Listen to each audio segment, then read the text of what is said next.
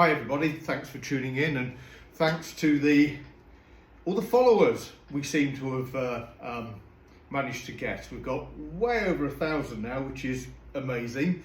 So I do hope what I get up to and what we get up to is of interest to you. If it's not, I apologise sincerely, and I just thought I'd bring everybody up to date on what I've been doing. And I've been making stuff. Now what I've actually made this last 2 weeks, not during the day, I've been doing it at nights and at weekends because I've been somewhat busy, is a bespoke dog carrier for a good friend of mine. Now, it's made to his specifications. To be honest, if it was me, I probably would have made it a little bit smaller, but he was quite exacting in what he wanted. So I've done it to his specifications. It's for his dog, obviously. And you might be thinking that the dog is a St. Bernard, but it's not.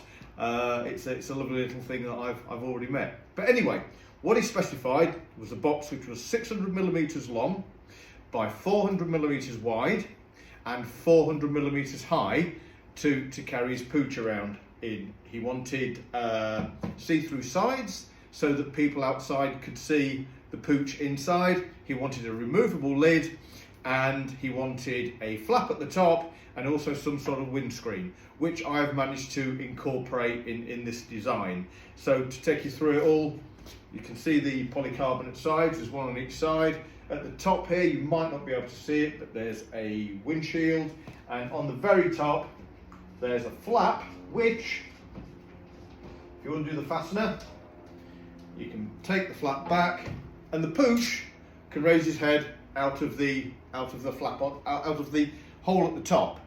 In inclement weather, the see-through lid can then be put back in place and fastened accordingly. Now the lid comes off, or should I say the lid is retained by 2 good quality locking clamps. We don't want the clamps coming loose, do we, accidentally? And the lid is removed like such, and you can see inside that it's fully aligned too for pooch comfort. Now, if I put that to one side for now and go round to this side. Now this side, you can see the flap falls down to the rear and the pooch can be put in or taken out.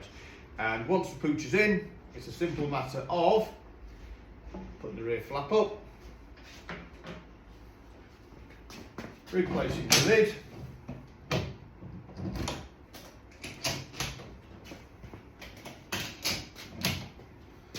refastening the lockable clamps, and we're away. We have our dog carrying box. Hope I haven't gone on for too long. I wanted to make it as brief as I could, but also let everybody know who was interested, what stuff I've been up to, and yeah, you might see this around on other social media platforms. Thanks for watching, bye for now, and ride safe.